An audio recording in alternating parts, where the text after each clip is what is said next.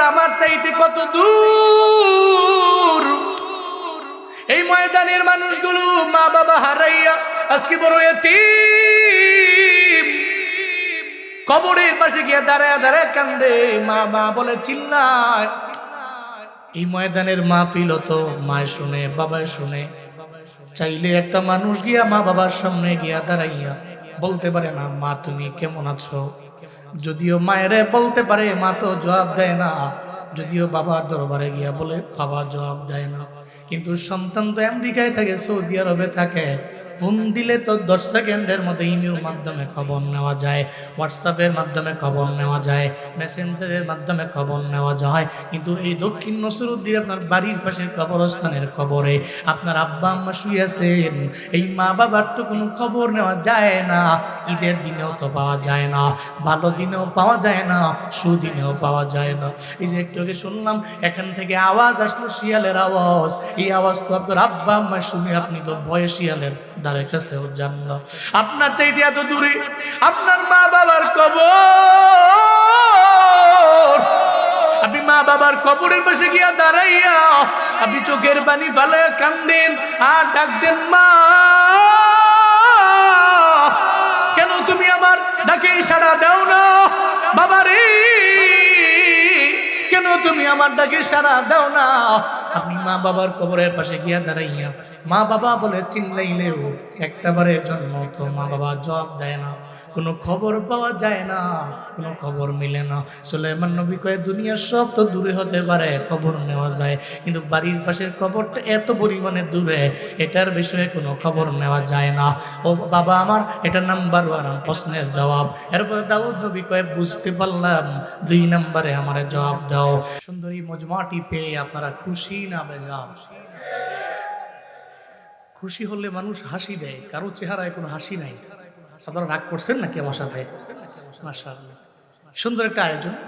আমরা এই মাহফিল থেকে এখানে কবরস্থানবাসীর রুহের মাগফিরাত কামনা, এই মাহফিলের উদ্দেশ্য। সো বলে না, সিন্নি খাইলা কার দ্বারা মোল্লা চিনলা না, তো মোল্লাকে চিনতে হবে, আমাদের উদ্দেশ্য ঠিক রাখতে হবে। আজকের এই মাহফিল কবরস্থানবাসী রুহের মাগফিরাত কামনার মাহফিল। সো এই মাহফিল থেকে প্রত্যেকটা মাইয়িত আমাদের কাছ থেকে একটা বিষয় চায়, সেটা কি? দোয়া। আমরা দোয়া করি। আজকে এই মাহফিলকে ওসিলা করে আল্লাহ পাক রব্বুল আলামিন এই কবরস্থানে যত মাইয়িত শুয়ে আছেন, প্রত্যেকটা মাইয়িতের কবরকে এই মুহূর্তে জান্নাতুল ফিরদাউসের আলা মাকাম বানিয়ে দেন। সকলেই পড়েন আমিন।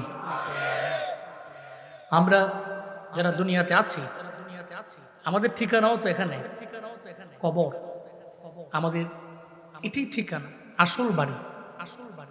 এই বাড়িতে যাওয়ার আগে কিছু পুঁজি নিয়ে যাওয়ার তৌফিক দান করেন, কোন আমিন। যে আল্লাহ পাক আজকের এই মাহফিলে আসার মতো তৌফিক দিলেন, বসার মতো তৌফিক দিয়েছেন, আমি কিছু বলার মতো, আপনাদেরকে শোনার মতো তৌফিক দিয়েছেন, এই আল্লাহকে আমরা খুশি করি। সকলে চিল্লা একবার করে সমস্বরে পড়ছি আলহামদুলিল্লাহ। আমার সাথে পড়ুন, রব্বানা লাকাল হামদ হামদান কাসীরান তাইয়িবান মুবারাকান ফি, ইয়া রাব্বি লাকাল হামদু কামা ইয়ানবাগি লিজালালি ওয়াজহিকা ওয়া আযীমি সুলতানিক। লাকাল হামদু বিল ঈমান, লাকাল হামদু বিল ইসলাম, লাকাল হামদু বিল কুরআন। আমাদের জীবনের আশা করলাম কার? নাম্বার 1 ঈমান, নাম্বার 2 ইসলাম, নাম্বার 3 কুরআন। এই 3টা বিষয় আমাদের জীবনে গুরুত্বপূর্ণ, কম না বেশি? নাম্বার 1 হচ্ছে ঈমান।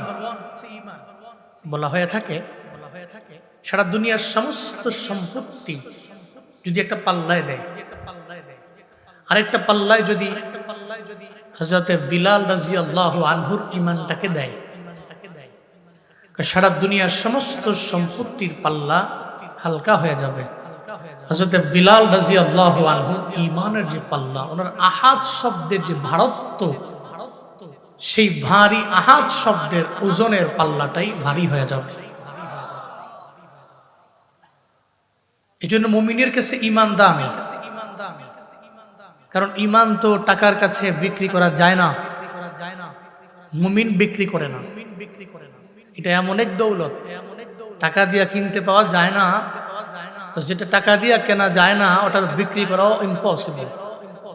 এই জন্য ঈমান আমাদের দামি, আমাদের ঈমান আগে, সম্মুখে ঈমান, পৃথিবীর সমস্ত কিছুর পরে।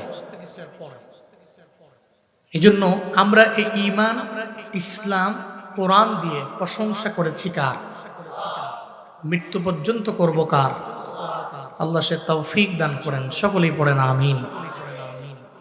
আর আপনি যদি ঈমানকে প্রাধান্য দেন, প্রায়োরিটি দেন, এটা ফায়দা আপনার জন্যই। আপনি ঈমানকে প্রায়োরিটি দিলে, প্রাধান্য দিলে আপনি সফল কাম এবং মুফলিহুনদের অন্তর্ভুক্ত, এ বিষয়ে ঘোষণা আল্লাহ পাক করেছেন। কে করেছেন? আল্লাহ পাক করেছেন।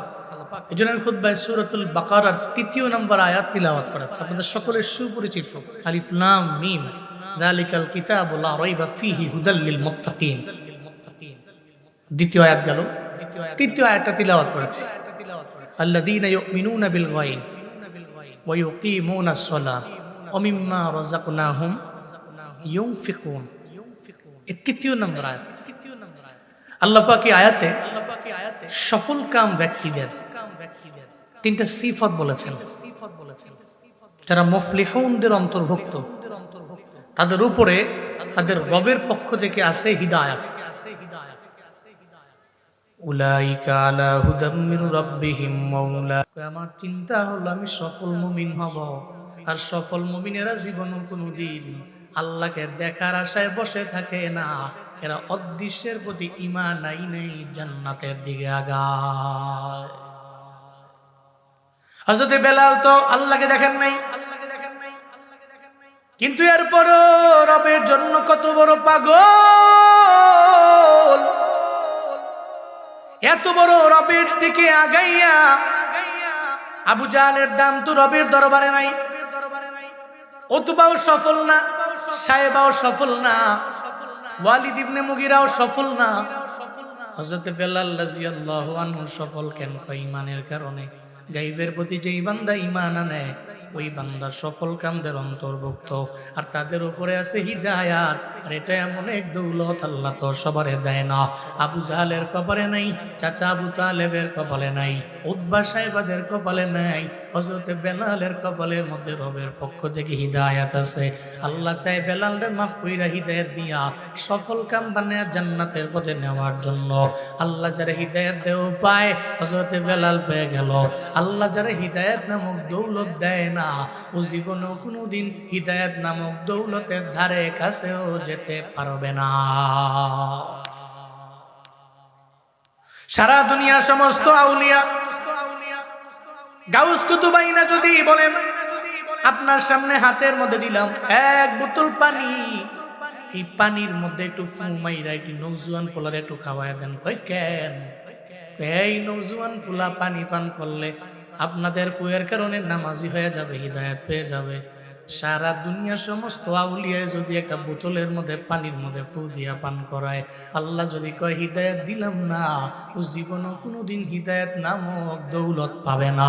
কারণ হিদায়াত দেওয়ার মালিক নবীও না, তাবিঈন না, সাহাবায়ে কেরাম না, কোনো ওলি না। হিদায়াত দেওয়ার মালিক একজন, চিল্লা বলেন তার নাম।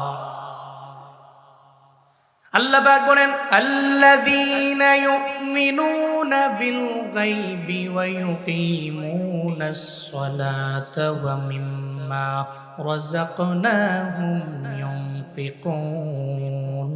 চিল্লা জোরে করে পড়েন আল্লাহু আকবার। আল্লাহ পাক বলছেন এক নাম্বার গায়বের প্রতি ঈমানেরা সফল কাম। আল্লাহকে না দেখে যারা ঈমান আনলো ওই বান্দা সফল মুমিন। আল্লাহ পাক বলেন এদের এক নাম্বার গুণ গায়বের প্রতি ঈমান।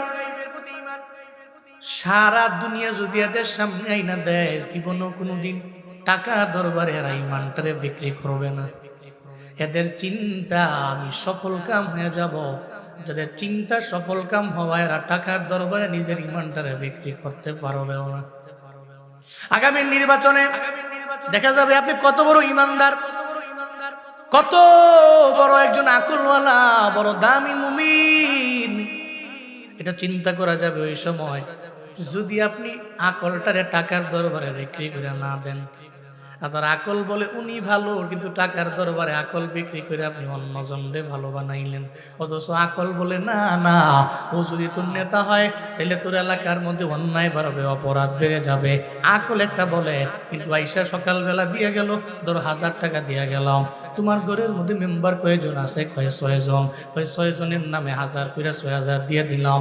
ধরো তুমি টাকার বিনিময়ে হলেও আমার ভোটটা দিয়ে নির্বাচিত বানাইও। আকলটারে জীবনও কোনোদিন বিক্রি করা যাবে না।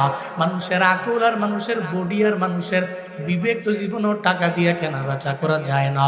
একটা গরু টাকার মাধ্যমে কেনা বেচা করা যায়, একটা ছাগল টাকার মাধ্যমে কেনা বেচা করা যায়।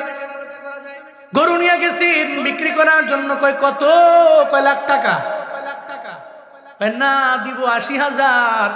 তোর কি দেখে মনে হয় গরুটার দাম 80,000? কয় না তো, কই লিখে বাঁচবো না আমি। কত দেওয়া লাগবে? কয় 90 দেওয়া লাগবে একদম। ঠিক আছে দাও, 90 দিয়ে তোমার গরু নিয়ে চইলা গেলাম, রওনা। ছাগল কিনতে গেছে, কয় কত? কয় 20,000। কয় দিব 15,000। কয় না, কয় 18,000 লাগবে। কয় ঠিক আছে দিলাম। কয় গরু ছাগল মুলামুলি কইরা দামাদামি কইরা কিনা যায়। এই গরুর চাইতে মানুষের দাম আল্লাহর দরবারে বড্ড বেশি। একটা গরুর আকল নাই, আমগো আকল আছে না না, আমগো দাম আছে আল্লাহর কাছে।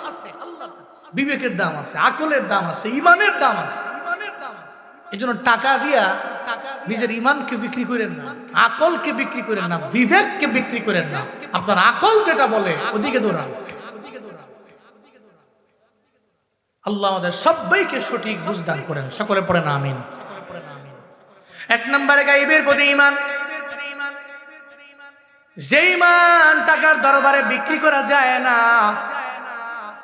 আল্লাহ পাক বলেন ওই গায়বের প্রতি ঈমানওয়ালা বান্দাটাই হবে সফল কাম। নাম্বার 1 সিফাত। 2 নাম্বার গুণ, আল্লাহ পাক বলেন তুমি ঈমান আল্লাহ, এরপরে লাগবে তোমার আমল, লাগবে নামাজ। ওয়া ইউকিমুনাস সালাত। আল্লাহ পাক বলছেন 1 নম্বরে গায়বের প্রতি ঈমান আল্লাহ, 2 নম্বরে ঈমানের পরে তুমি নামাজের লাইনে আগাও। 5 ওয়াক্ত নামাজ তুমি মসজিদের মধ্যে গিয়ে কায়েম করো। কয় কি রে নামাজ পড়ো না কেন? কয় নামাজ পড়ি না তো কি হইলো, আমার ঈমান তো ঠিক আছে। পর্দা করো না কেন? উপরের পর্দা লাগবে না, ভেতরে পর্দা আছে। কয় ভেতরের পর্দাই বড় পর্দা, উপরের পর্দা সাইরা দাও, এটা লাগবে না। কয় আমার ঈমান ঠিক তো, নামাজ না পড়লে আমার কি হবে? আল্লাহ কয় না, যেখানে ঈমান ওখানেই আমল, যেখানে ঈমান ওখানে নামাজ। যেই বান্দা ঈমান আনলো নামাজ পড়ে না, কয় একটা ঈমানদার আর বেদিনের মাঝে পার্থক্য হইল নামাজ পড়া আর ছেড়ে দেওয়া।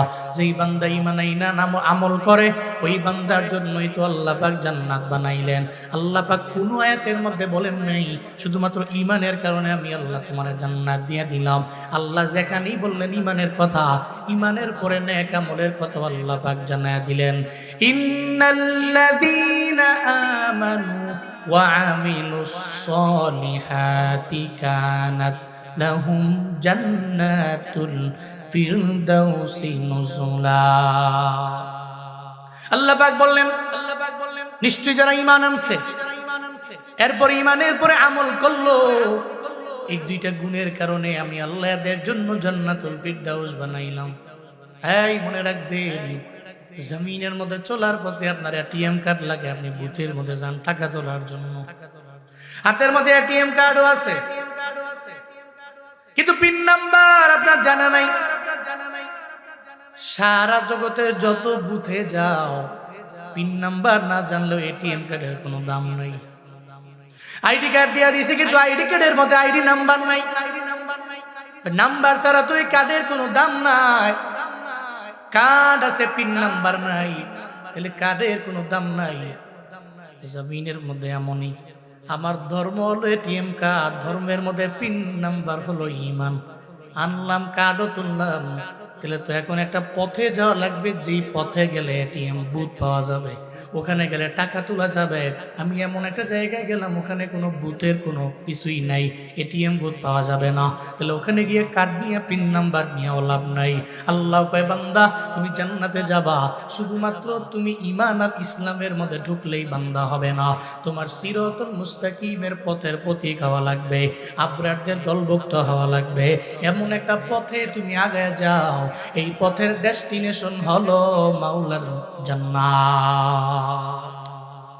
আতিনা ফি দারে দুনিয়া না হাসান, আতিনা ফি দারে উকবা না হাসান, ইয়া গিয়াসাল মুস্তাগীসি নাহদিনা লাবদিকারম বিল উলুমে ওয়াল গিনা। হর গৌরি দে নেকো তু তৈয়ার হ্যায়, জো না মঙ্গে উস্ত তু বেজার হ্যায়। এক নম্বরে ঈমান আনলাম, দুই নম্বরে করলাম নেক আমল। তাহলে ঈমান আমার এক নম্বরে গুণ, দুই নম্বরে আমার নামাজ কায়েম করে, এটা দুই নম্বর গুণ। সফল কাম হওয়ার জন্য ঈমান লাগলো, দুই নম্বরে আমি আমলও করলাম। এরপরে আল্লাহ পাক জানায়া দিলেন তিন নম্বরে, বান্দারে তোমার একটা গুণ লাগবে, ওয়া মিম্মা রাযাকনাহুম ইউনফিকুন। আল্লাহ পাক বলছেন তুমি ঈমান আনছো, এরপরে তুমি নামাজ কায়েম করার জন্য মসজিদে গিয়েছো, এরপরে তুমি তিন নম্বরে তোমার লাগবে দান। আল্লাহর দেওয়া রিজিক থেকে তুমি আল্লাহর রাস্তায় দান করো। কার দেওয়া? জোরে বলেন, কার দেওয়া? জোরে বলেন, রিজিক দেওয়ার মালিক কে? রিজিক দেওয়ার মালিক যে আমার আল্লাহ। আবার 2 দিনের বিনিময়ে কেড়ে নিতে পারেও আমার আল্লাহ। আল্লাহ পাক দিতে পারেন, আবার কেড়েও নেন। নদীর এপার ভাঙ্গি উপার করে, এই তো নদীর খেলা। সকাল বেলার ধনী রে তুই ফকির সন্ধ্যা বেলা। সকাল বেলা ধনী তো বিকেল বেলা আমারে মাওলা আমার আল্লাহ পাক গরিব বানাইতে পারেন। আমরা জমিনের মধ্যে সব গরিব, কিন্তু ধনী হলেন একমাত্র আমার আল্লাহ। সব ফকির, সব ধনীকে। জোরে বলেন, ধনীকে। আল্লাহ পাক বলছেন, আল্লাহ কোথাও বলেন নাই তোমার রিজিক থেকে ব্যয় করো।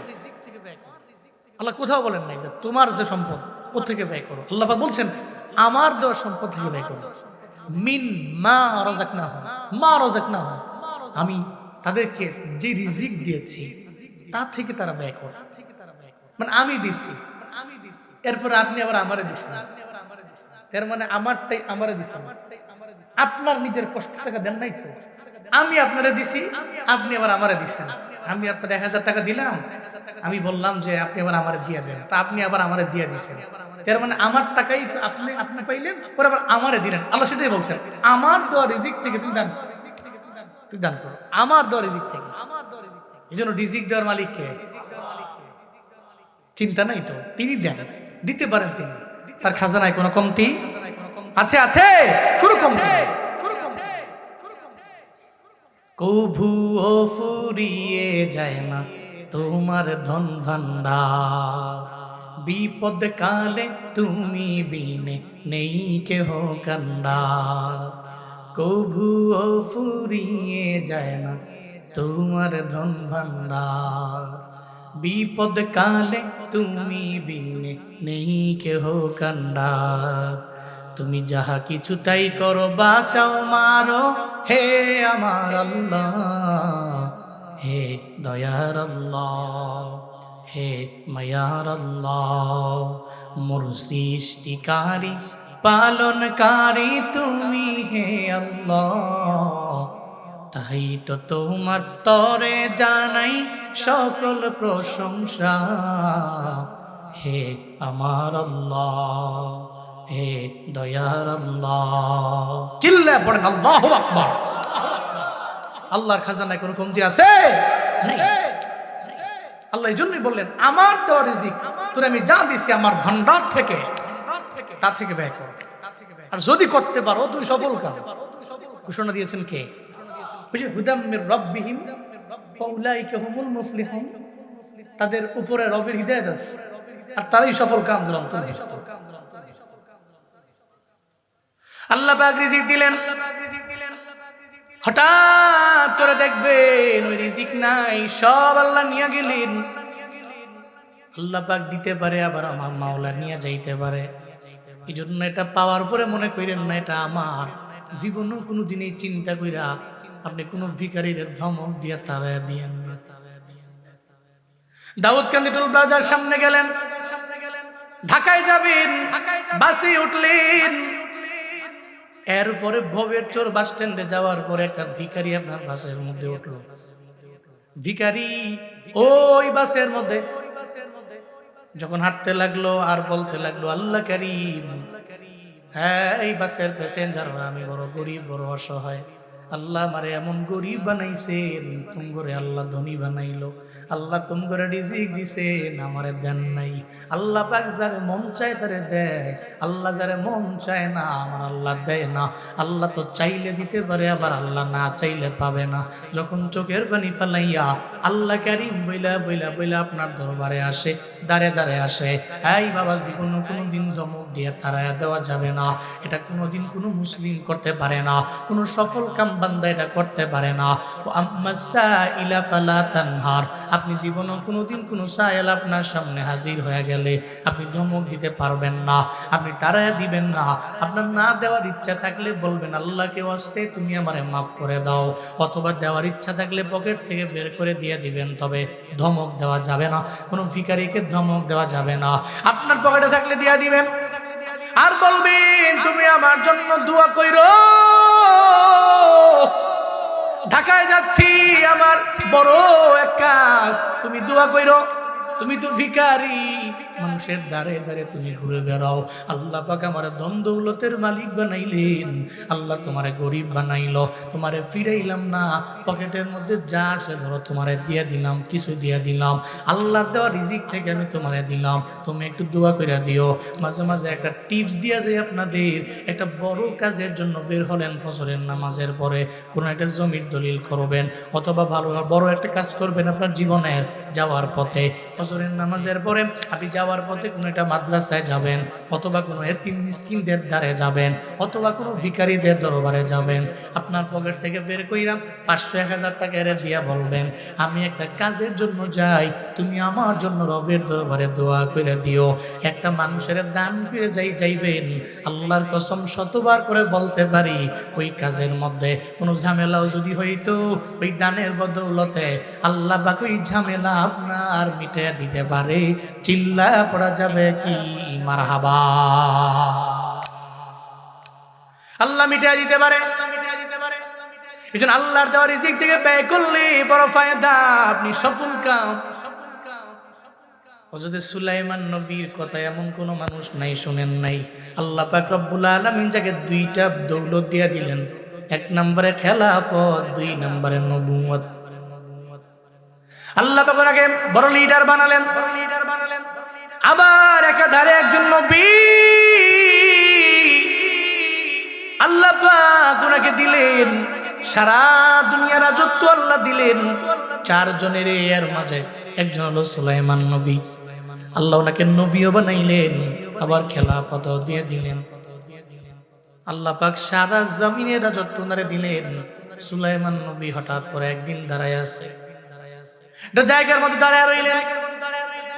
এক আল্লাহর বান্দি মহিলা হাতের মধ্যে একটা গামলা লয়া দৌড়ায়, হাতের মধ্যে একটা বল নিয়ে দৌড়ায়।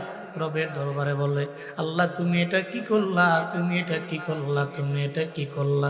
এটা বইলা বইলা রবের দরবারে আল্লাহকে বলতে লাগলো। সুলাইমান নবীর সাথে মুলাকাত হয়ে গেল। সুলাইমান নবী কয়, এই মহিলা হাতের মধ্যে একটা খালি গামলা লয়ে রবের দরবারে বলো, আল্লাহ তুমি এটা কি করলা, তুমি এটা কি করলা, এটা বুঝলামই না, তুমি কেন রবের দরবারে এটা বলতে লাগলা। ওই মহিলা কয়, কি তোমার পরিচয়, তুমি আমারে দাও। ওই আমার পরিচয় হলো আমি দাউদ নবীর সন্তান সুলাইমান। দাউদ নবীর ছেলে সুলাইমান।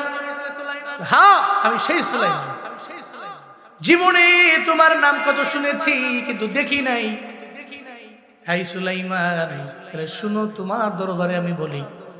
আমি হাতের মধ্যে খালি একটা বল লইয়া রবের দরবারে বলতে লাগলাম, আল্লাহ তুমি এটা কি করলা, তুমি এটা কি করলা, এটা কেন করলা। কেন রবের দরবারে বলো জানো নি? কারণ আমি বড় গরিব, আমার টাকা নাই, আমি বড় অসহায়। আমার বাড়ির মধ্যে আমি ভিক্ষা করে করে আমার বাড়ির মধ্যে আমি নিয়ে যাই। তোমরা তো বড় ধনী, আল্লাহ পাক তোমাদের ধন দৌলত দিয়া দিলেন, আল্লাহ তোমাদের নবুয়ত দিলেন, খেলাফত দিলেন, সবই তো আল্লাহ পাক দিলেন। কিন্তু আমরা বড় অসহায়। আমি যখন বাড়ির মধ্যে যাই, আমি বাড়ির মধ্যে যাওয়ার পরে আমি তাকায় দেখি আমার সন্তানেরা, আমি মায়ের চেহারার দিকে তাকায় চোখ দিয়ে ঘুরে ঘুরে পানি পড়ে। মা রে, সারাদিন লাগে এত ঘুরলা, আমাদের জন্য কি মজা আনলা। আমি আমার সন্তানদের চোখে মুখে একটু হাসিও ফুটাইতে পারি না, এই জন্য আমার মনটা বড় ভাঙ্গা। আমি প্রতিদিন ভিক্ষা করি, কিন্তু আজকে আমি ভিক্ষা করার জন্য যাই নাই। আমি একটা বাড়িতে কাজের জন্য গেলাম, ওই বাড়িতে কাজের জন্য যাওয়ার পরে সারাদিন লাগে আমি খাটলাম। আসার সময় প্রতিদিন স্বরূপ আমাকে এক বলা আটা দিয়ে দিল। আমিও বেজায় খুশি, আমি দৌড়ে রওনা। আমি চলে গেলাম, ওই বলভর্তি আটা নিয়ে আমার বাড়ির দিকে রওনা হয়ে চললাম। আমি আল্লাহ পাকের কুদরত, নদীর কিনারা দিয়ে আমি বলের মধ্যে আটা নিয়ে হাঁটতেছি, প্রত্যেকে যেন বাতাস আসলো। বাতাস আইসা আমার গামলার যত আটা আছে সব উড়ে নিয়ে চলে গেছে রে। সুলাইমান, আমার হাতের মধ্যে এখন শুধু গামলাটা আছে। আমার সন্তানদের কথা মনে পড়ে গেছে, চোখ দিয়ে ঘুরে ঘুরে পানি পড়ে রবের দরবারে বলতে লাগলাম, আল্লাহ তুমি এটা কি করলা, এটা কি করলা, তুমি এটা কেন করলা রে আমার মাওলা। আমি আল্লাহর দরবারে বলতে লাগলাম, ও সুলাইমান, তোমার দরবারেও তো বইলা আমার লাভ নাই। আমি আল্লাহর দরবারে বললাম। হযরতে সুলাইমান নবীর কথা শুনে ওনার মনটা ভেঙে গেল। সুলাইমান নবী কয়, ও মহিলা তুমি যাও, আমার বাবার দরবারে গেলে আমার বাবায় তোমার জীবনে কোনোদিন ফিরাইয়া দিবে না। আমার বাবার দরবারে যাও। বাবাকে সুবহানাল্লাহ জুড়ে পড়বেন না, বাবার দরবারে যাও। গামলা নিয়া দাউদ নবীর দরবারে গেছে, খালি খালি বল, খালি গামলা। যা বলতেছে, নবী আমি তো গরিব মানুষ, এই যে একটা খালি গামলা দিয়ে আইস, এই গামলার মধ্যে আটা ছিল, বাতাসে নিয়ে গেছে। এটা বলার পরে তো দাউদ নবী কয়, আচ্ছা আমি কি করব, তোমার বল থেকে আটা লয়ে গেছে বাতাসে, বাতাস কি আমার কথা মানে? আমি করতাম কি? আমি তো গরিব মানুষ, অসহায়। আপনার ছেলে সুলাইমান আপনার কাছে পাঠাইছে, তো আমি খালি গামলা লয়ে আইছি। যদি আপনি কিছু করে দিতেন তাহলে আমি চলে যেতাম, আমার মনটা খুশি হয়ে যেত। দাউদ নবীর দরবার এটা বলার পরে দাউদ নবী ঠিক আছে, মহিলা গরিব মানুষ যেহেতু, অসহায় মানুষ, আবার ভিখারি, আবার আমার ছেলে সুলাইমান পাঠাইছে, কর্মচারী 2 বস্তা আটা মহিলারা দাও। কয় বস্তা? সুবহানাল্লাহ জুড়ে পড়বেন না। 2 বস্তা আটার কথা শোনার পরে এবার মহিলার মন কি বেজার না খুশি? মুখ কি মলিন দিয়া ভরা না হাসিয়ে ভরা? মহিলা কয়, এক গামলা গেছে তো গেছে, কি হয়েছে? ফাইলেছি আমি 2 বস্তা আটা, কাম হয়ে গেছে গা। আর এরকম মাঝে মাঝে সুলাইমান সাহেবের লগে মুলাকাত হইল তো বলা, এক গামলা গেছে আমি পায়া গেছি গা 2 বস্তা। আজান দেখ, কয়টা বাজে? আজান এনে ফোন রইব, কিন্তু বাইরে মাইকে অসুবিধা নেই। আচ্ছা ঠিক আছে, তো অসুবিধা না হয়। হ্যাঁ জি, রাগ করতেছে নাকি আপনারা? কষ্ট পাচ্ছেন নাকি? কোন দেখি সুবহানাল্লাহ, কোন আলহামদুলিল্লাহ, আরো জোরে চিল্লায় আল্লাহু আকবার। জি, হযরতে দাউদ নবী বললেন, তাহলে 2 বস্তা আটা দিয়ে দাও। তো মহিলাকে আমি নিমু কেমনে, মহিলা মানুষ, 2 বস্তা আটা। একটা কর্মচারী তোমার সঙ্গে দিয়া দিলাম। এই কর্মচারী মাথার মধ্যে আটার বস্তা নেও, ওই আটার বস্তা লইয়া তুমি তার বাড়ির মধ্যে নিয়ে দিয়ে আসো। মহিলা তো আরো খুশি। মহিলা কয় এক গামলার কারণে রবের দরবারে কেন কেঁদেছি, কিন্তু পায়া গেলাম আমি 2 বস্তা আটা। ওই আটাগুলো কর্মচারী মাথার মধ্যে নিয়ে ওনার বাড়ির দিকে নিয়ে রওনা। একটু দূর যাওয়ার পরে আবার ওই যে আগের সুলাইমান নবীর সাথে মুলাকাত হয়ে গেল। সুলাইমান নবী কয় মহিলারে, চেহারার মধ্যে হাসি কেন? তোমার বাবার দরবারে গেলাম, হাতের মধ্যে আমার এক বল আটা ছিল, বাতাসে নিয়ে গেল, এর বিনিময়ে আমি 2 বস্তা আটা পাইলাম। আবার কর্মচারীরা মাথায় লইয়া আমার বাড়ির মধ্যে নিয়ে দিয়ে আসে, তাহলে এই জন্যই আমার মুখটা মলিন না। এখন আমি হাসি খুশি, এই জন্য বাড়ির দিকে রওনা। সুলাইমান নবী কয় দাঁড়াও, আমার আব্বা তোমার সঙ্গে ইনসাফ করতে পারেন নাই। কি কয়? সুবহানাল্লাহ পড়বেন না? অবাক তো মহিলা কয় কি, আমি এক বল বাতাস লয়ে গেছে, আমার 2 বস্তা আটা দিছে, আর সুলাইমান নবী কয় ইনসাফ বলে করতে পারে না। কয় কি? সুলাইমান নবী ছিলেন বিচক্ষণ নবী। হযরত দাউদ নবীর এতগুলো সন্তান, নবী কেন? বাবার পরে ওই ছেলে কেন খেলাফত পাইলেন? আল্লাহ পাক কেন ওনার নবুয়ত দিয়ে দিলেন? জানার দরকার আছে না নাই? হযরত দাউদ নবীরও মনের মধ্যে প্রশ্ন জেগেছিল। আল্লাহর দরবারে বলল, আল্লাহ তুমি তো আমার সন্তান দিলে অনেকগুলা, কিন্তু আমার ইন্তেকালের পরে ইচ্ছাটা কে পেয়ে যাবে, কে তাকে আল্লাহ ইনে গাইয়া আমি কেমনে বুঝবো, কেমনে জানবো রে আমার আল্লাহ? আল্লাহ কয় দাউদ নবী আপনার সন্তানগুলোরে আপনার সামনে ডাইকা নেন, 2টা প্রশ্ন করবেন, জবাব বুঝা, এরপরই বুঝবেন ওই জবাব শোনার পরে কে আপনার পরবর্তী নবী হয়ে যাবে। হযরত দাউদ নবী ডাকলেন, সব ছেলেরা ওনার দরবারে হাজির হয়ে গেল, আর বলতে লাগলেন এই আমার ছেলেরা আমাকে বলো না, তোমাদের দেহের চাইতে, বডির চাইতে, সব চাইতে দূরের কোনটা? এক একজন ছেলের এক এক জবাব। একজনে বলতে লাগলো আসমান আমাদের চাইতে দূরে। আরেকজনে বলতে লাগলো দুনিয়ার এক প্রান্ত আমাদের চাইতে অনেক পরিমাণে দূরে। আরেকজনে এভাবে বলতে লাগলো, বিভিন্ন জনে বিভিন্ন জবাব দিতে লাগলো। সুলাইমান নবীর পালা যখন আসলো, দাউদ নবী জানায় দেয়, সুলাইমান নবী, আই সুলাইমান আমার ছেলে, তুমি এখন বলো আমারে এই পৃথিবীতে তোমার চাইতে সবচেয়ে দূরের কোনটা? সুলাইমান নবী ডাক দিয়া কয়, ও বাবা আমার, এই জমিনের মধ্যে আমার সব ভাইয়েরা মিল্লা এক একজন এক একটা জবাব দিয়ে দিল, আমাদের চাইতে দূরের কোনটা? আমার এক ভাই বলল আসমান, আরেক ভাই বলল দুনিয়ার এক প্রান্ত থেকে আরেক প্রান্ত। এক একজন ভাইয়ের এক এক কথা শুনতে পারলাম, কিন্তু আমার বাবা, আমার কাছে মনে হয় আমার সমস্ত ভাইদের কথা সবগুলা মিথ্যা, আমি যেটা বলি আমার কাছে এটাই সত্য মনে হয়। এই জমিনের মধ্যে সব কিছু আমাদের দূরে না, আমাদের দূরে হলো আমাদের বাড়ির পাশের কবরস্থান, আমাদের বাড়ির পাশের কবর। দক্ষিণ নসরুদ্দির কবর আমার চাইতে কত দূর। এই ময়দানের মানুষগুলো মা বাবা হারাইয়া আজকে বড় এতিম, কবরের পাশে গিয়ে দাঁড়ায় দাঁড়ায় কান্দে, মা মা বলে চিল্লায়। এই ময়দানের মাহফিল হতো, মায় শুনে, বাবায় শুনে। চাইলে একটা মানুষ গিয়া মা বাবার সামনে গিয়া দাঁড়াইয়া বলতে পারে না, মা তুমি কেমন আছো? যদিও মায়েরে বলতে পারে, মা তো জবাব দেয় না। যদিও বাবার দরবারে গিয়া বলে, বাবা জবাব দেয় না। কিন্তু সন্তান তো আমেরিকায় থাকে, সৌদি আরবে থাকে, ফোন দিলে তো 10 সেকেন্ডের মধ্যে ইমেইলের মাধ্যমে খবর নেওয়া যায়, হোয়াটসঅ্যাপের মাধ্যমে খবর নেওয়া যায়, মেসেঞ্জারের মাধ্যমে খবর নেওয়া যায়। কিন্তু এই দক্ষিণ নসরুদ্দিন আপনার বাড়ির পাশের কবরস্থানের কবরে আপনার আব্বা আম্মা শুয়ে আছেন, এই মা বাবার তো কোনো খবর নেওয়া যায় না। ঈদের দিনেও তো পাওয়া যায় না, ভালো দিনেও পাওয়া যায় না, সুদিনেও পাওয়া যায় না। এই যে একটু আগে শুনলাম এখান থেকে আওয়াজ আসলো, শিয়ালের আওয়াজ। এই আওয়াজ তো আপনার আব্বা আম্মা শুনে আপনি তো ভয়ে শিয়ালের ধারে কাছেও যান না। আপনার চাইতে এত দূরে আপনার মা বাবার কবর, আপনি মা বাবার কবরের পাশে গিয়া দাঁড়াইয়া আপনি চোখের পানি ফেলে কান্দেন আর ডাক দেন, মা কেন তুমি আমার ডাকে সাড়া দাও না? বাবা রে কেন তুমি আমার ডাকে সাড়া দাও না? আপনি মা বাবার কবরের পাশে গিয়া দাঁড়াইয়া মা বাবা বলে চিল্লাইলেও একটাবারের জন্য তো মা বাবা জবাব দেয় না, কোনো খবর পাওয়া যায় না, কোনো খবর মিলে না।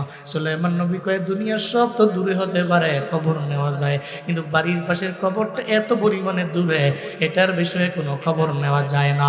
ও বাবা আমার, এটা নাম্বার 1 প্রশ্নের জবাব। এরপর দাউদ নবী কয় বুঝতে পারলাম, 2 নম্বরে আমার জবাব দাও। এই আমার সন্তানেরা, তোমাদের চাইতে সবচেয়ে কাছের কোনটা আমায় বলো। বলতে লাগলো দাউদ বাবা, একজনে বলল আমাদের চাইতে সবচেয়ে কাছের হলো আমাদের নাক, আরেকজনে বলল আমাদের চোখ, আরেকজনে বলতে লাগলো আমাদের চাইতে সবচেয়ে কাছের হলো আমাদের কান। এক একজনে এক একটা বলতে লাগলো, বডির বিভিন্ন অঙ্গ প্রত্যঙ্গের ব্যাপারে বলতে লাগলো। সুলাইমান নবীরে কয়, ও আমার ছেলে সুলাইমান, তুমি আমায় বলো তোমার চাইতে সবচেয়ে কাছের কোনটা, তুমি বলো না। আমার সমস্ত ভাইরা তো এক একজনে এক একটা বলল, এক একজন বলল নাক, একজনে বলল চোখ, আর একজনে বলল কান। কিন্তু বাবারে, আমার কাছে মনে হয় আমাদের চাইতে সবচেয়ে কাছের হলো আমাদের মরণ। কি? আমাদের মরণ, আমাদের মরণ। আজ আছি তো কাল নাই, হঠাৎ করে সামনে আমার মরণ হাজির। আমি চাইলেও তো এই মরণ থেকে আমি পালায়া যাইতে পারবো না। হঠাৎ করে হয়ে যাবে, হঠাৎ হয়ে যাবে, আমি বুঝতেও পারি নাই যে আমার মরণ হয়ে যাবে। এই যে বয়ান করতেছে করতেছে, হঠাৎ করে ভয়ঙ্কর অবস্থায় তো বক্তা সাহেব মারা গেল। গাইবান্ধা গোবিন্দগঞ্জের মহিমাগঞ্জের ঘটনা। জানতো না বয়ানেই মরণ, বয়ান করতে করতে মরণ, বাসের তলে পড়া হঠাৎ মরণ, অ্যাক্সিডেন্টে মরণ, রাতের বেলা ঘুমিয়ে গেল, ঘুমের ঘরের মধ্যেই মরণ। এর মানে মরণের ব্যাপারে কোনো গ্যারান্টি নাই। আমগো চাইতে সবচেয়ে কাছে, আমাদের চাইতে সবচেয়ে কাছের হলো আমাদের মরণ। কথা বলেন ঠিক কিনা? সবচেয়ে কাছের হলো মরণ, সন্দেহ নেই। আমার মরণ আসিবে কখন কেউ তো জানে না, আমার মরণ আসিবে কখন কেউ তো জানে না। আমি মরে গেলে আমায় তোমরা ভুইলা যাইও না, আমি মরে গেলে আমায় তোমরা ভুইলা যাইও না। ডাইনে বামে মাটি আমার মাটির বিছানা, ডাইনে বামে মাটি আমার মাটির বিছানা। এই দুনিয়ায় চিরজীবন থাকার জায়গা না, অন্ধকার কবর যে আমার আসল ঠিকানা। সবাই রেখে আমায় চলে যাবে, সঙ্গী হবে না, সবাই রেখে আমায় চলে যাবে, সঙ্গী হবে না। ডাইনে বামে মাটি আমার মাটির বিছানা, ডাইনে বামে মাটি আমার মাটির বিছানা। আমি মরে গেলে আমায় তোমরা ভুইলা যাইও না, আমি চলে গেলে আমায় তোমরা ভুইলা যাইও না। আমার মরণ আসিবে কখন কেউ তো জানে না, আমার মরণ আসিবে কখন কেউ তো জানে না। কেউ জানে? কেউ জানে না। ডাক্তার জানে না, কবিরাজ জানে না, আম্মা জানে না, আব্বা জানে না, পরিবারে কেউ জানে না। এবার বরং তো হঠাৎ করে আমার সামনে হাজির হতে পারে। আমি এই আছি তো এই নাই, হার্ট বিট বেরোইছে তো ঢুক দিতে পারি না, শেষ। আমার জীবনটা এখানেই শেষ হয়ে গেল। প্রাণ পাখিটা উড়াল দিয়ে চলে গেল, এই মুহূর্তেই চলে গেল, তবে নাই, আমি তো শেষ হয়ে গেলাম। সুলাইমান নবী কয়, আব্বা আমার সমস্ত ভাইরা যা বলল, এদের কাছ থেকে এটা কাছে, এটা কাছে, এটা কাছে, কিন্তু আমার কাছে মনে হচ্ছে আমার জীবনের সবচেয়ে কাছের হলো আমার মরণ। দাউদ নবী আল্লাহ, আমার সমস্ত পুলেরা তো একজন একটা কয়, কিন্তু সুলাইমান তো বলল আনকমন। আল্লাহ এই জন্যই তো আমি আপনার পরবর্তী খেলাফত নবুয়ত আমি আল্লাহ সুলাইমান নবীর জন্য নির্দিষ্ট করে রেখেছি। সুবহানাল্লাহ জোরে পড়বেন না? বাইরে মাইক বন্ধ করেছি না? আচ্ছা ঠিক আছে। এরপরে মনে আছে তো আগের কথা, ওই যে সুলাইমান নবী যে বলল ইনসাফ হয় নাই, মনে আছে তো? মহিলারা কয় মহিলা ইনসাফ হয় নাই, চলো। তো মহিলাকে নিয়ে আর না দাউদ নবীর দরবারে যাক, আব্বা ইনসাফ করেন নাই মহিলার উপরে। দাউদ নবীকে কও কি, এক গামলা বাতাসের কারণে এক গামলা আটা বাতাস লইয়া গেছে গাম, মহিলারে আমি এর বিনিময়ে 2 বস্তা আটা দিলাম, আবার কর্মচারীর মাথায় করে নিতেছে, তুমি কো ইনসাফ হয় নাই? How this possible? কেমনে বললা তুমি এটা? কেমনে সম্ভব এটা? এটা ইনসাফ হয় নাই?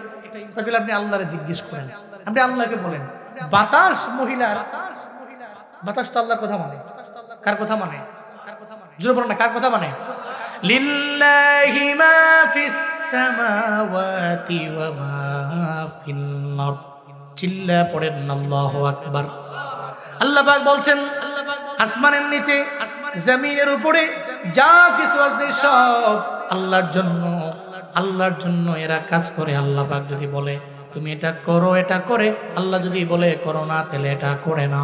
সূর্য, চন্দ্র, নদীর মাছ এবং জঙ্গলের অনেক অনেক প্রাণী, অনেক হিংস্র প্রাণী কথা মানে আল্লাহর কথা মানে। বলতেছি রবের দরবারে বলেন বাতাস, বাতাস তো রবের কথা মানে, দিলে আপনি আল্লাহর দরবারে বলবেন বাতাস কেন ওই সময় বয়া গেল, আর কেন মহিলার গামলা থেকে ওই আটাগুলো কেন নিয়ে গেল? আল্লাহর দরবারে বলেন। এরপরে আল্লাহ তো একটা বলবে। এরপরে দাউদ নবী কয় আল্লাহ গো, আমার পোলায় তো কই আমি ইনসাফ করি নাই, এখন আমি কি করতে পারি? আল্লাহ কয় নবী দাউদ, এই যে বিশাল একটা কাহিনী ঘটে গেল, যা ঘটছে এগুলো সব আমার ইশারা, এই সব হলো আমার খেলা। চিল্লায় পড়া যাবে কি মারহাবা। আল্লাহ পাক বলেন নবী দাউদ যখন ওই মহিলা হাতের মধ্যে গামলা লয়ে নদীর কিনারা দিয়ে হাইটা যায়, মহিলা তো মহিলার মনের মধ্যে সব এই আটাগুলো নিয়ে বাড়ির মধ্যে যাবে। মহিলা বলো দুর্বল, কিন্তু ওই নদী দিয়ে একটা জাহাজ পার হয়ে, জাহাজ ওই নদীর এক প্রান্ত থেকে আর এক প্রান্তের দিকে রওনা।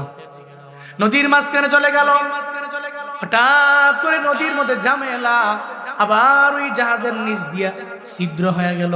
ওই জাহাজটা নদীর মধ্যে ডুবে যাবে, ডুবে যাবে এমন একটা ভাব হয়ে গেছে। ছিদ্র দিয়া পানি ঢুকতেছে। জাহাজের সমস্ত লোকেরা ভয় পাইয়া আল্লাহকে আল্লাহ বইলা ডাকতে লাগলো। এরা এত পরিমাণে আল্লাহরে ডাকলো, আল্লাহ এদের ডাকে সাড়া দিয়ে দিল। সুবহানাল্লাহ, জোরে কয় না। আল্লাহ কয় মুমিন যদি বিপদে পড়া যায়, মুসিবতে পড়া যায়, মুমিন যদি মানুষকে না বইলা আল্লাহকে স্ট্যাটাস দিয়ে জানায় আল্লাহ গো আমি ঝামেলায় পড়ছি, আমি বিপদে পড়ছি, আমি মুসিবতে পড়ছি, তুমি যদি আমারে মাফ না করো, বিপদ থেকে উত্তরণের পথ যদি তুমি আমারে বের করে না দাও, আল্লাহ গো এই বিপদ থেকে বাঁচার মতো কোনো কায়দা আমার নাই, এই মুসিবত থেকে বাঁচার কোনো কায়দা নাই। জমিনের মানুষেরা একবার চাইলে 2 বার চাইলে 3 বার চাইলে এই জমিনের মানুষেরা বিরক্ত হয়ে যায়। কিন্তু দাউদ পয়গম্বর আমার বান্দা বিপদে পড়ে আমি আল্লাহরে ডাকলে, আমি আল্লাহ এদের ডাকে সাড়া দিয়া বড় বিপদ থেকে আমি আল্লাহ এদের বাঁচাইয়া দেই। চিল্লা পড়া যাবে কি সুবহানাল্লাহ। আল্লাহ বলছেন এটা তো আমাদের ওয়াদা। ওই যে ইউনূস নবীকে আল্লাহ পাক বাতাইছিলেন, ওই সময় আল্লাহ পাক ওয়াদাও করেছেন। সুবহানাল্লাহ, যদি পড়বেন না, ফানাদা ফিজ যুলুমাতি আল্লা ইলাহা ইল্লা আনতা।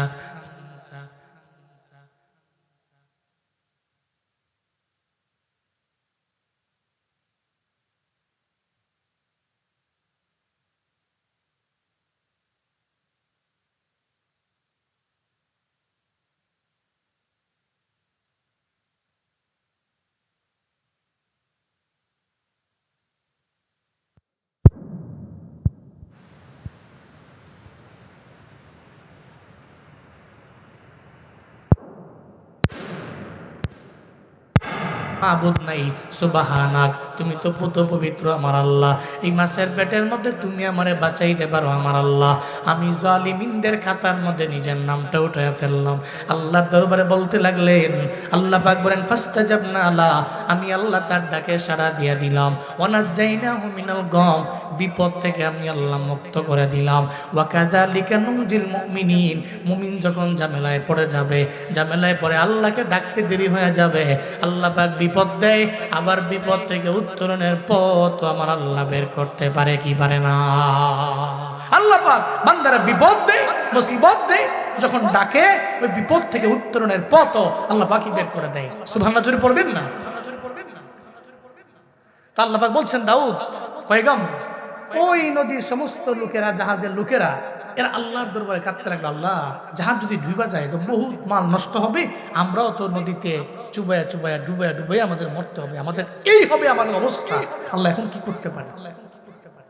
এদের মাথায় বুদ্ধি চলে আসলো, আল্লাহর তো ওয়াদা, তুমি বিপদে পড়েছো, আল্লাহ রাস্তায় দান করলে ওই বিপদ থেকে আল্লাহ পাক তোমারে বাঁচায়া দিবে, মুসিবত থেকে আল্লাহ পাক রব্বুল আলামিন তোমাদের বাঁচায়া দিবে।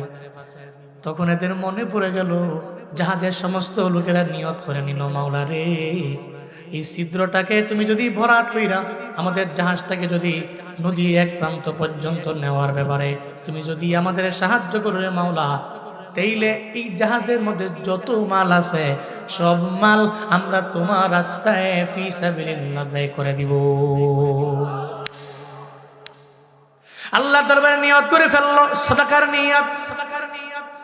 আল্লাহ পাক বলে, নবী দাউদ,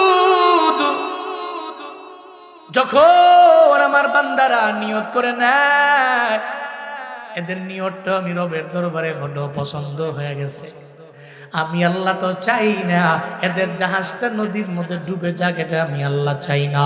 আল্লাহ পাক বলে, এই বাতাস, তুমি তো আমার কমান মানো।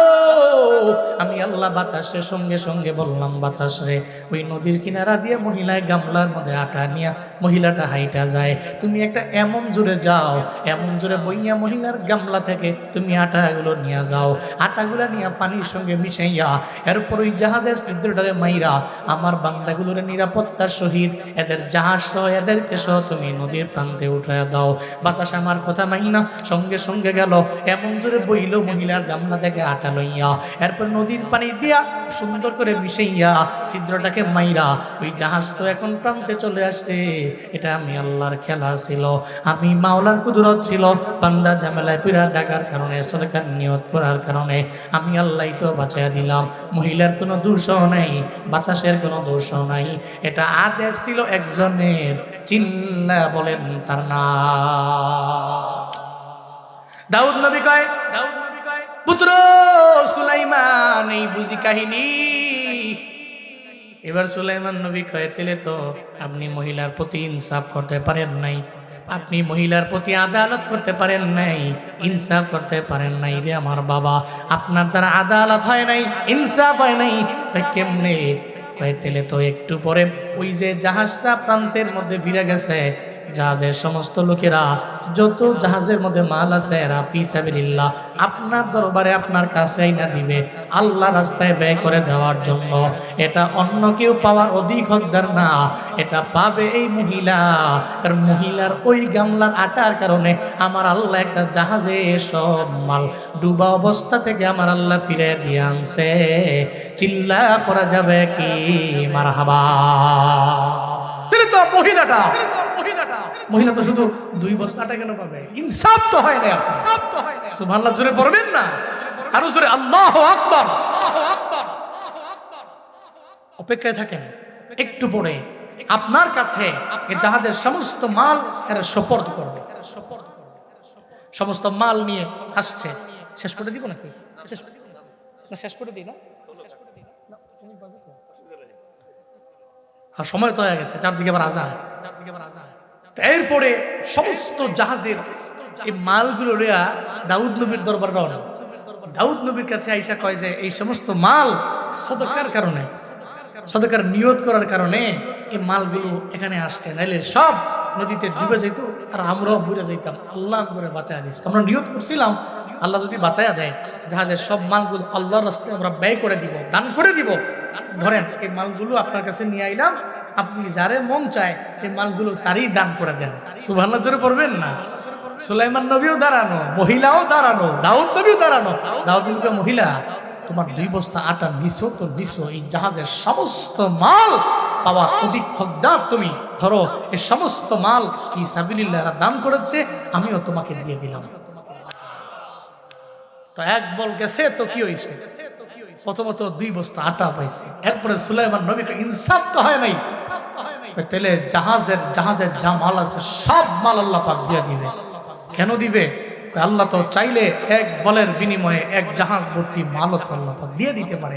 আবার আল্লাহ পাক রব্বুল আলামিন সদকার নিয়ত করার কারণে জাহাজ কনফার্ম নদীর নিচে ডুবে যেত, কিন্তু সদকার নিয়ত করছে, আল্লাহকে ডেকেছে, আল্লাহ পাকে ধরে বাঁচাইয়া নদীর কিনারার মধ্যে আইনা এই নদীর জাহাজের সমস্ত মাল একটা মহিলারে দিয়া এদেরকে আল্লাহ বাঁচাইয়া দিছে, জাহাজটাও ডুবে নাই।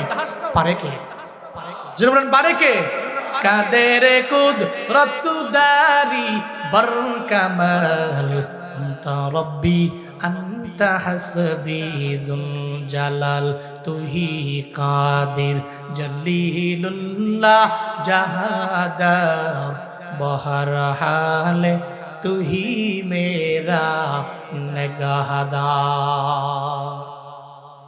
আল্লাহ পাক বলেন, তাহলে আমার সফল যেই বান্দা নাম্বার 1, এরা গাইবের প্রতি ঈমান আনবে, অদৃশ্যের প্রতি ঈমান আনবে। 2 নম্বরে এরা নামাজ কায়েম করবে। 3 নম্বরে আল্লাহর দেওয়া রিজিক থেকে এরা ব্যয় করবে।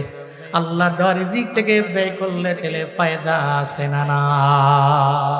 আজকে থেকে নিয়ত করেন, মসজিদে, মাদ্রাসায়, এতিমখানায় দুস্থ, অসহায়, গরিব, ভিখারি এদের দেখলে এরা চাইলে জীবনে কোনোদিন ফিরে দিবেন না, আল্লাহর দেওয়া রিজিক থেকে আপনি দান করবেন ইনশাআল্লাহ। পারবেন না ইনশাআল্লাহ? আর যারা এতিম মিসকিনদের খাওয়ায় এরা জান্নাতি মানুষ। সুবহানাল্লাহ জোরে পড়বেন না? আল্লাহ পাক সূরা মুদ্দাসসিরে জাহান্নামীদের দোষ বলেছেন। জাহান্নামীদের দোষ, এরা নিজেরাই জাহান্নামে গিয়ে জাহান্নাম থেকে এরা বলবে জান্নাতীগণকে, 1 নম্বরে লাম নাকু মিনাল মুসাল্লিন, নামাজি ছিলাম না, ওয়ালাম নাকু নুতইমুল মিসকিন, আমরা মিসকিনদের খাওয়াইতাম না। এটা জাহান্নামীদের দোষ। তাহলে জান্নাতীদের গুণ কি? বিপরীত হবে।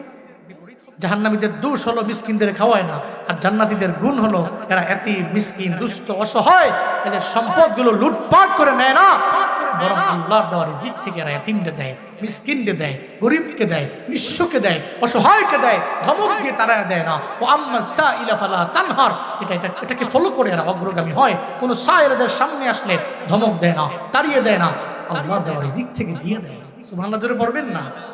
এই জন্য আমরা জান্নাতি মানুষ হব নাকি জাহান্নামী হব? কারা কারা জান্নাতে যাবার চান একটু হাত তুলেন তো। আল্লাহ পাক আমলের বিনিময়ে, আমলের কারণে জান্নাতি হওয়ার তৌফিক দান করেন। আরো জোরে চিল্লায় পড়েন আমিন। মালি